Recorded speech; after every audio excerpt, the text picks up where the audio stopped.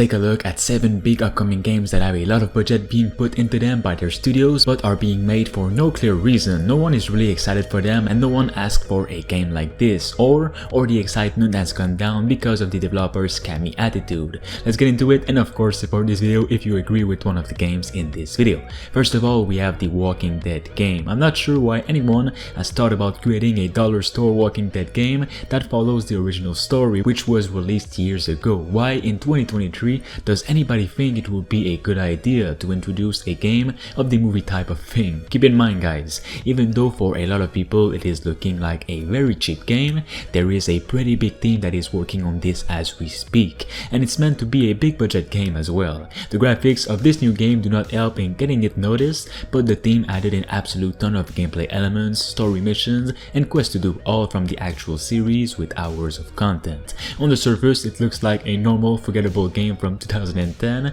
but it's got a lot of things that has been promised. For example, being able to forge your own destinies by playing as different characters, one dies, you get to play as a new one from the series, and so on and forth. It looks promising once you get to read the details, but unfortunately The Walking Dead Destinies is doomed from the beginning, because no one asked for this and it's so late. There's so much potential in a Walking Dead project, an open world, a survival horror, but definitely not this one, at least not in 2023.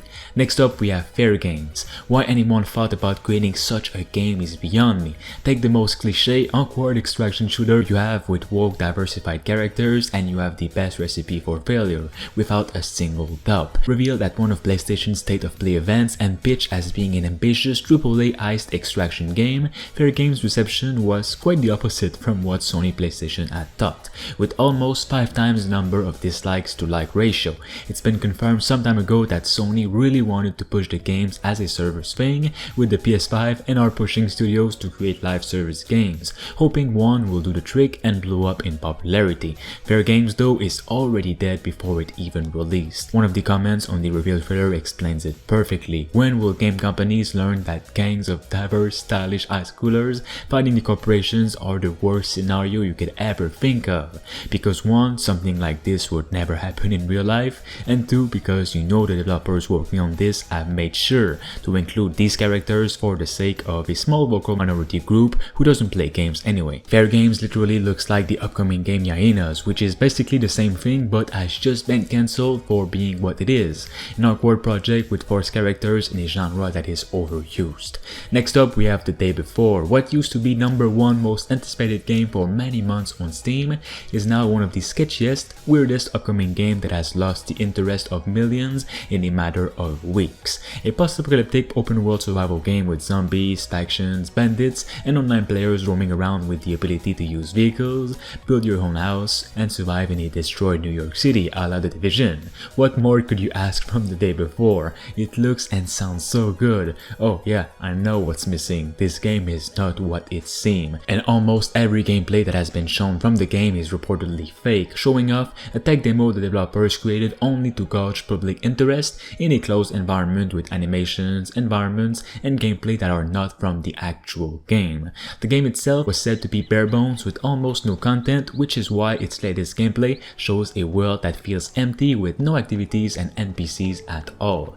This is the real game, yet it's not the game we're being promised through all of the interviews and so on. The developers lack real communication with the community and they are pretty scammy. They do not ever give updates until it's too late, and they also hype up their game to be the best survival game of the year, which for now with what has been shown it's definitely not. This game guys, keep in mind, releases in just a month on November 10, and we really haven't seen anything from it, anything that is actually important. Next up we have Illness, a new horror survival game that is copying one upcoming game with almost the exact same name, called Ill.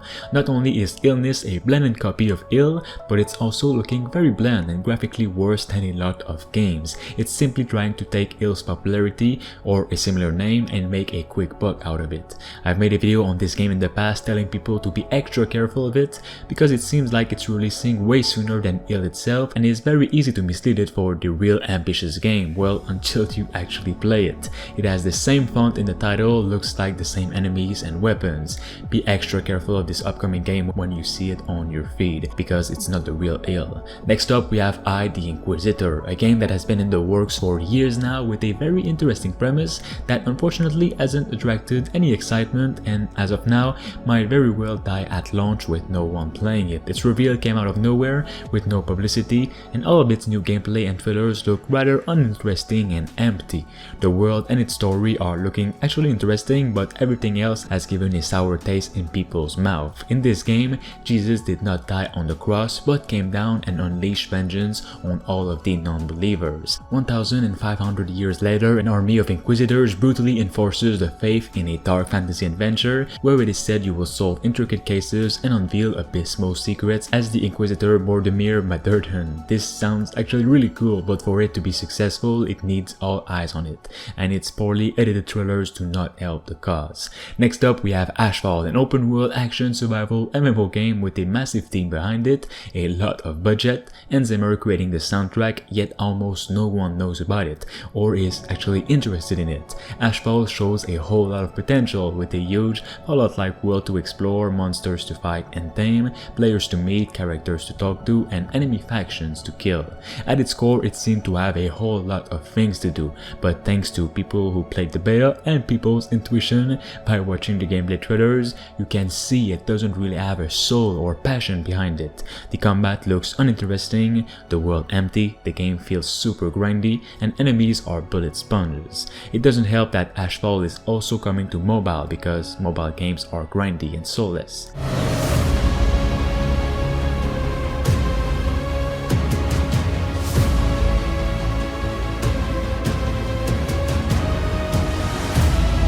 Finally, we have Neo Berlin 2087. At first, this game seemed graphically beautiful with a ton of cool FPS action. It does have great graphics and action and could be special if they take their time with it, but it seemed to hide a game that is quite empty with bad frames per second, poor animations, and graphics that look great but also look like they could be from 10 years ago, which a lot of people made this comment. The premise sounds amazing, being in a dark cyberpunk Berlin and fighting dangerous corporations. I would absolutely love to see a successful game like this, but it looks like a game that needs to be cooking for several years still. If it releases soon, I feel it won't be as special as the trailer suggests and will be full of bugs, and the action will be in empty places like we can see in the trailers. I'm really hoping that I'm wrong. For more compilation videos on upcoming games, make sure you guys like the video and of course subscribe to stay tuned.